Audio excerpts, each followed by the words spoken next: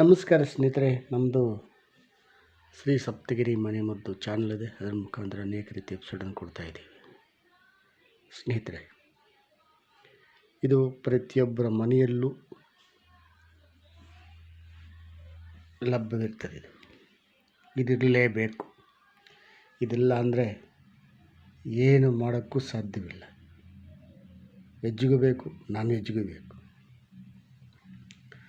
ಆದರೆ ಅಷ್ಟೆಲ್ಲ ಕಷ್ಟಪಟ್ಟು ತಂದು ಹಾಕಿ ಕೊನೆಯಲ್ಲಿ ತಟ್ಟೆಗೆ ಬಂದಾಗ ಇದನ್ನು ಸೈಡ್ಗಿಡ್ತಾರೆ.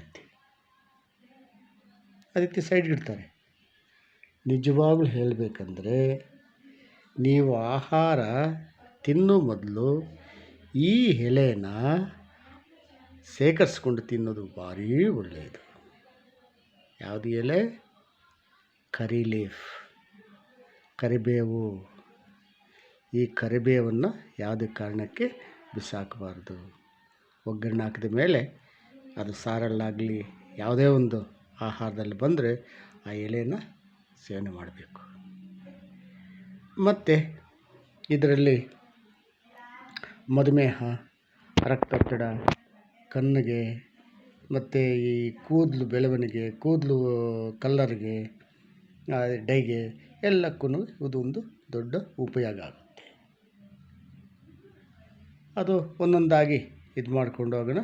ಇವತ್ತಿನ ಒಂದು ಎಪಿಸೋಡಲ್ಲಿ ಈ ಕರಿ ಲೀಫನ್ನು ಡೈಲಿ ಸೇವನೆ ಮಾಡ್ತಾ ಬಂದರೆ ಆಗಲೇ ಹೇಳಿದಾಗೆ ಮಧುಮೇಹ, ಬಿ ಪಿ, ಕಣ್ಣಿಗೆ ಇವೆಲ್ಲ ಒಳ್ಳೆಯದು.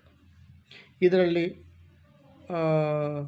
ನಾವು ಡೈಲಿ ಪ್ರತಿನಿತ್ಯ ಸೇವನೆ ಮಾಡ್ತೀವಿ ಅಂದರೆ ಉಪ್ಪು, ಖಾರ, ಸ್ವಲ್ಪ ಅದಕ್ಕೆ ಈರುಳ್ಳಿ, ಬೆಳ್ಳುಳ್ಳಿ ಎಲ್ಲ ಹಾಕಿ ಇದು ಚೆನ್ನಾಗಿ ತುಪ್ಪ ಚೆನ್ನಾಗಿ ರೋಲ್ ಮಾಡಿ, ಅಂದರೆ ಕರಕಲಾಕಬಾರ್ದು, ಹೊರಗೆ ಹೊಡಿಸ್ಬಿಟ್ಟು ಪುಡಿ ಮಾಡಿ, ಆ ಪುಡಿನ ಒಂದು ಟೀಸ್ಪೂನ್ ಮೊದಲನೇ ತುತ್ತಿಗೆ ಹಾಕ್ಕೊಂಡು ತುಪ್ಪ ಹಾಕ್ಕೊಂಡು ಸೇವನೆ ಮಾಡೋದ್ರಿಂದ ಎಷ್ಟೋ ಲಾಭಗಳು ನಮಗೆ ಸಿಗುತ್ತೆ.